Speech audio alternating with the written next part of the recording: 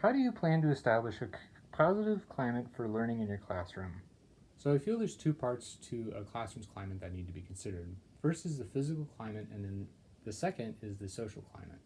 So the physical climate the students are in plays a big role, especially for a classroom focusing on the visual arts. Communication through symbolic identification is really a skill that should be modeled. I would personalize the classroom with things that would interest both myself and the students to hopefully establish some kind of common ground, but also I would give the students some control over the space.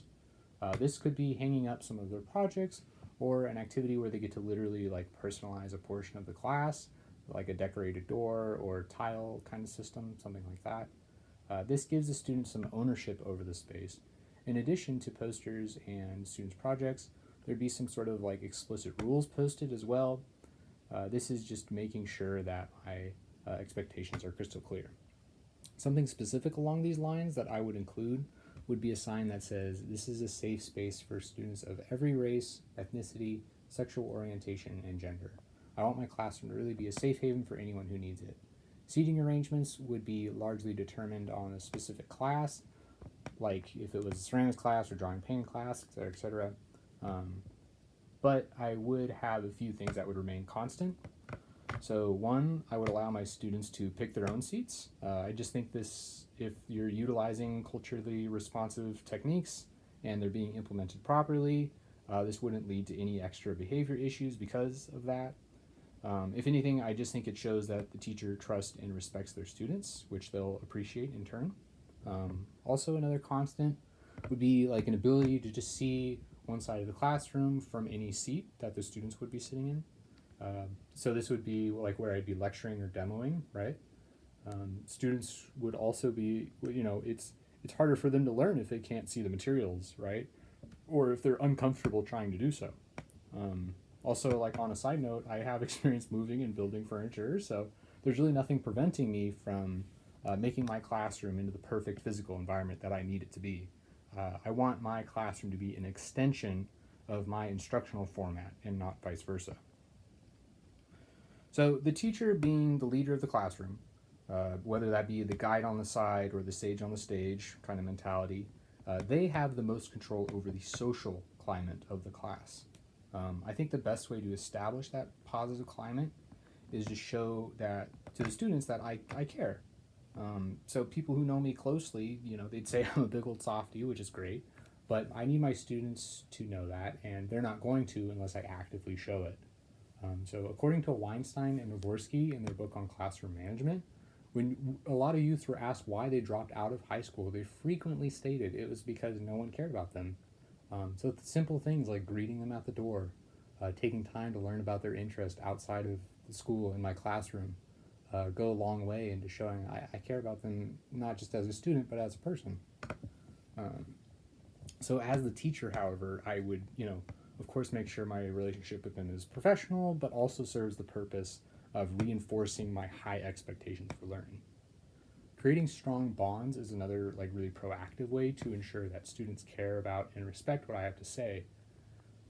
So from here, students can be introduced in the class, and the expectations for the students can be clearly laid out.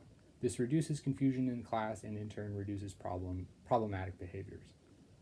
Um, Oh, so how do you plan to build community in a safe, nurturing learning environment? so a point that bears repeating is that I establish those clear expectations as soon as possible. Students feel safe when there's structure in place, and they can feel they have something to fall back on. However, there's a few like certain activities that I would use often to form that positive community. One of those would be the classic Think, Ink, Pair, Share activity, where students are tasked with taking a moment to write a response down and then turning to a buddy and trying to get some feedback from them. So, also, small group activities are another way to build connections with students as well. And both of these strategies really aim to push students kind of a little out of their comfort zones so they can build empathy with other students and kind of ensure that they act in a positive and respectful manner to one another. I think it's also good to let students choose their own partners from time to time, just because it reinforces those existing positive connections that they have, and I think it just gives them something to look forward to working on a project with a friend. Both of these strategies aim to provide the student with a support group. Not only do I want my students to feel comfortable coming to me with concerns, but I also want them to feel comfortable going to each other if I'm not available, or it just makes more sense for them to do so.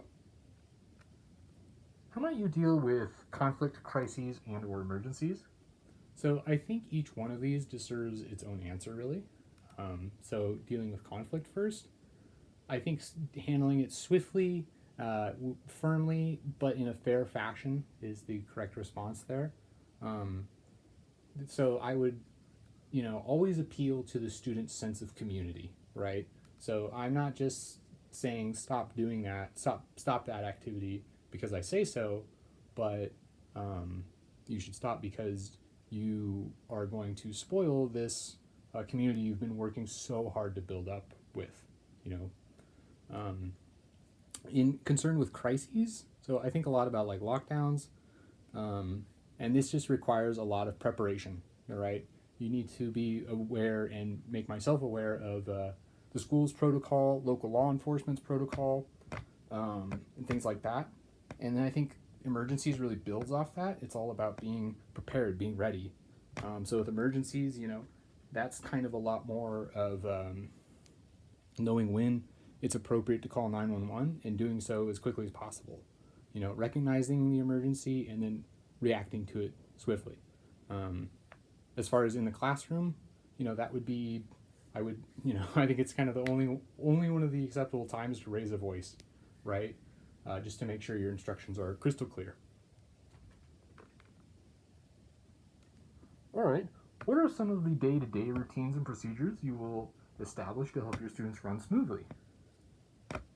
So, as a teacher, I would greet my students. I'd provide them with a prompt and a small task, like in their sketchbook or in a journal, something ongoing, low stakes, while roll is being taken. And then I would also have a procedure for like an attention getter. So this could be the classic 1, 2, 3, eyes on me.